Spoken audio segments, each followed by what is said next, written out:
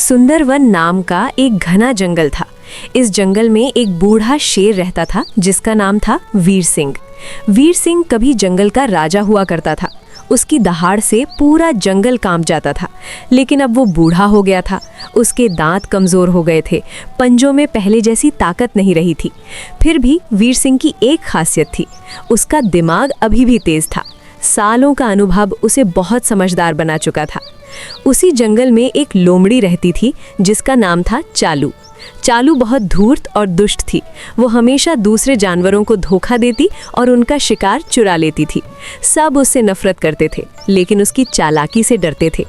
एक दिन चालू ने सोचा, ये बूढ़ा शेर अब कमज़ोर हो गया है। अगर मैं इसे मार दूं तो पूरे जंगल में मेरा नाम हो जाएगा, सब मुझसे डरेंगे। चालू ने एक योजना बनाई। वो वीर सिंह की गुफा के पास गई और रोने लगी। हाय हाय, बचाओ बचाओ, कोई है? वीर सिंह ने आवाज़ सुनी। कौन है? क्या हुआ?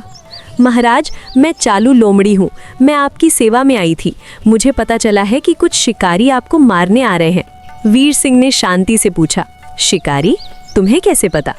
महाराज, मैंने खुद सुना है। वो कल सुबह आएंगे। आपको यहाँ से भागना होगा। मैं आपको एक सुरक्षित जगह जानती हूँ, चलिए मेरे साथ।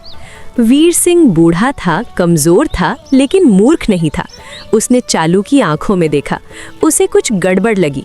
ठीक है चालू, लेकिन पहले मुझे थोड़ा आराम करने दो। कल सुबह चलेंगे। चालू मन ही मन खुश हुई। जी महाराज, मैं कल सुबह आऊँगी। रात को वीर सिंह ने अपने पुराने दोस्त उल्लू ज्ञानू को बुलाया। ज्ञानू बहुत बुद्धिमान था और रात में सब कुछ देख सकता था। ज्ञानू, जरा पता करो कि वो लोमड़ी क्या कर रही है। ज्ञानू उड़कर गया और चालू पर नजर रखी। उसने देखा कि चालू एक गहरे गड्ढे के पास खड़ी है और दूसरी लोमड़ियों से बात कर रही है। कल मैं इस बूढ़े शेर को इस गड्ढे तक लाऊंगी। जैसे ही वो गिरेगा, हम सब मिलकर उसे मार देंगे। चालू हंस रही थी। ज्ञानू ने वापस आकर वीर सिंह को सब बता दिया। वीर सिंह मुस्कुराया। मुझे पता था कि कुछ गड़बड़ है। ठीक है, अब मैं भी अपना खेल खेलूंगा। अगली सुबह चालू आई। महाराज चलिए, शिकारी आने वाले हैं। वीर सिंह धीरे धीरे चलने लगा। चालू, तुम आगे चलो, मुझे रास्ता दिखाओ। नहीं महाराज, आप आगे चलिए, मैं पीछे से आपकी रक्षा करूंगी। वीर सिंह समझ गया कि चालू चाहती है कि वो पहले गड्ढे में गिरे। अरे चालू, मैं बूढ़ा हूँ, मुझे ठीक से दिखता नहीं, तुम आगे चलो। चालू ने सोचा, ठीक है, मैं आगे चलती हूँ, गड्ढे के पास रुक जाऊंगी। चालू आगे आगे चलने लगी। जब वो गड्ढे के एकदम पास पहुंची, तभी वीर सिंह ने जोर से दहाड़ लगाई। हाउ! इतनी जोरदार दहाड़ अचानक सुनकर चालू घबरा गई और उसका पैर फिसल गया। वो सीधे उसी गड्ढे में गिर पड़ी जो उसने वीर सिंह के लिए खोदा था। बचाओ बचाओ, महाराज मुझे निकालो, चालू चिल्लाई। वीर सिंह गड्ढे के किनारे आकर खड़ा हुआ। चालू, तुमने ये गड्ढा मेरे लिए खोदा था ना? जो दूसरों के लिए गड्ढा खोदता है वो खुद उसमें गिरता है। महाराज मुझे माफ़ कर दीजिए, मैं गलत थी।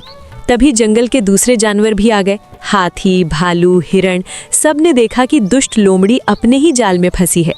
बूढ़े हाथी ने कहा, वीर सिंह महाराज, आप बूढ़े ज़रूर हो गए हो, लेकिन आपकी बुद्धि अभी भी तेज़ है। वीर सिंह ने कहा, दोस्तों, ताकत उम्र के साथ कम होती है, लेकिन अनुभव और बुद्धि बढ़ती है। इसीलिए हमें हमेशा बड़े बुजुर्गों का सम्मान करना चाहिए। सब जानवरों ने मिलकर फैसला किया कि चालू को जंगल से निकाल दिया जाए। उसे गड्ढे से निकाला गया और जंगल की सीमा से बाहर कर दिया गया। और अगर दोबारा इस जंगल में दिखी तो खैर नहीं, सबने चेतावनी दी। चालू शर्मिंदा होकर भाग गई। उस दिन के बाद वो कभी उस जंगल में नहीं आई। वीर सिंह फिर से जंगल के सम्मानित बुजुर्ग बन गए। अब वो शिकार नहीं करते थे, लेकिन सब जानवर उनके पास सलाह लेने आते थे। जंगल में एक कहावत मशहूर हो गई, बूढ़े शेर की बुद्धि जवान शेर की ताकत से बड़ी। सीख, जो दूसरों के लिए गड्ढा खोदता है वो एक दिन खुद उसमें गिरता है। चालाकी और धोखाधड़ी का अंत बुरा ही होता है। साथ ही उम्र बढ़ने के साथ शरीर कमज़ोर होता है, लेकिन अनुभव और बुद्धि बढ़ती है। इसीलिए हमें हमेशा बड़े बुजुर्गों का सम्मान करना चाहिए।